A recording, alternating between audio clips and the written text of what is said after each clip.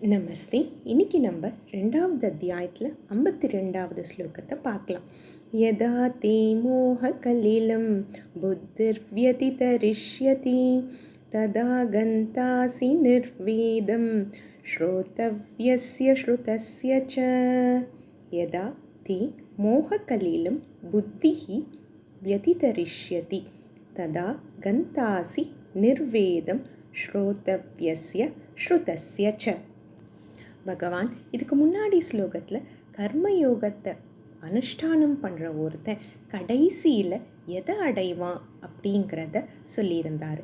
அவன் ஜென்ம பந்தத்திலிருந்து விடுபடுறான் அப்படிங்கிறத சொன்னார். அது கடைசியில் கிடைக்கிற பலன்.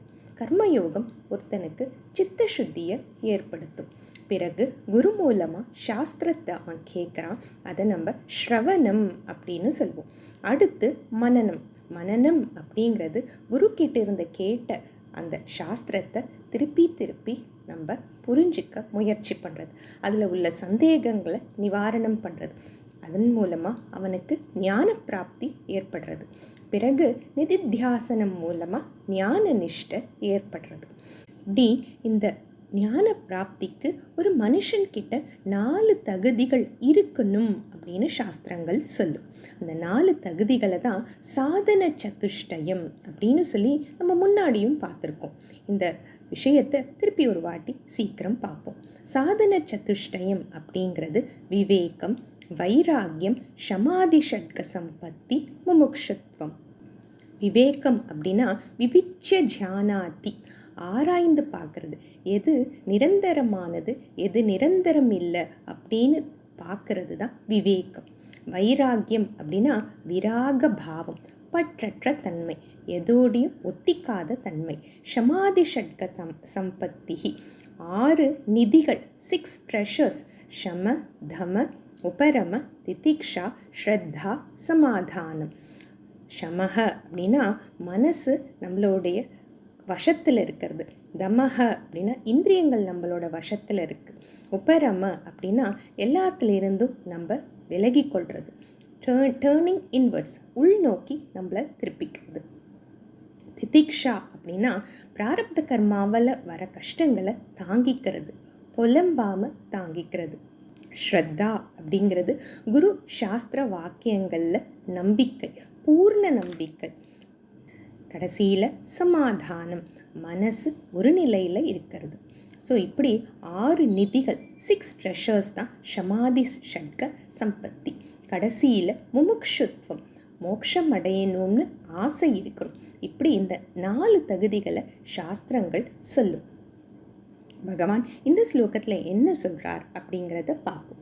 யதாத்தே மோக கலீலம். மோகம் அப்படிங்கிற கலீலம், கலீலம் அப்படின்னா அழுக்கு அப்படின்னு அர்த்தம். ஸோ மோகங்கிற அழுக்கு. இந்த மோகம் அப்படிங்கிறது என்ன? எப்போ ஒருத்தன் எது நல்லதோ அஹிதேஷு ஹித புத்திஹி ஹிதேஷு அஹித புத்திஹி, அதுதான் மோகம். எது நல்லதோ அது நல்லதில்லைன்னு நினைக்கிறது, எது நல்லதில்லையோ அது நல்லதுன்னு நினைக்கிறது. அப்புறம் எது ஆத்மா இல்லையோ அதை ஆத்மான்னு நினைக்கிறது. இந்த உடம்பு அனாத்மா, ஆனால் அதை ஆத்மாவோட சம்பந்தப்படுத்துறது. இது மோகம்.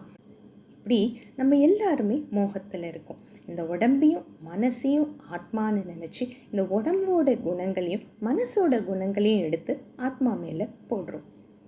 யார் வெகு காலம் கர்மயோகத்தை பண்ணிகிட்ருக்காங்களோ அவங்க இந்த மோகம்ங்கிற அழுக்க புத்திஹி வியதிதரிஷ்யதி, புத்தி கடந்து செல்லும். அந்த கரணம், அதாவது இந்த மனசு அதை தாண்டி போகிறது. என்ன அர்த்தம் அப்படின்னா அவங்களுக்கு விவேகம் ஜன்யமாகிறது. அடுத்த வரியில் ததா கந்தாசி நிர்வேதம். நிர்வேதம் அப்படின்னா வைராகியம். அப்போ அவன் வைராகியத்தை அடையிறான். எதிலிருந்து? ஸ்ரோத்ரவ்யஸ்ய ஸ்ருதஸ்ய ச. எது இதுக்கப்புறம் கேட்க போகிறானோ இல்லை எது முன்னாடி கேட்கப்பட்டதோ. இங்கே பகவான் ஒரே ஒரு இந்திரியத்தை எடுத்து கேட்கப்பட்டது கேட்க போகிறதுன்னு சொல்கிறாரு. நம்ம அதை எல்லா இந்திரியங்களுக்கும் எடுத்துக்கலாம்.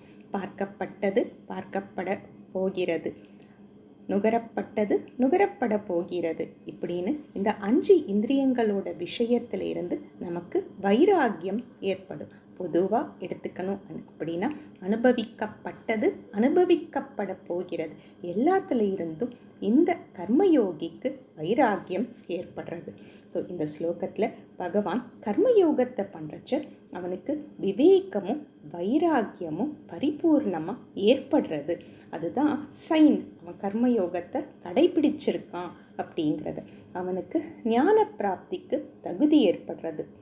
மோட்சம் அடையிறதுக்கு நம்ம அந்த இடத்துக்கு போகணும் அப்படின்னா ஒரு பறவைக்கு எப்படி 2 ரெக்கைகள் இருக்கோ அதே மாதிரி இந்த விவேகமும் வைராக்கியமும் 2 ரெக்கைகள்.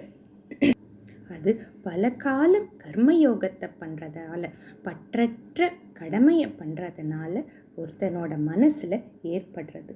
நம்ம மேலும் அடுத்த ஸ்லோகத்தோட பின்னாடி கண்டினியூ பண்ணலாம். தன்யவாதக.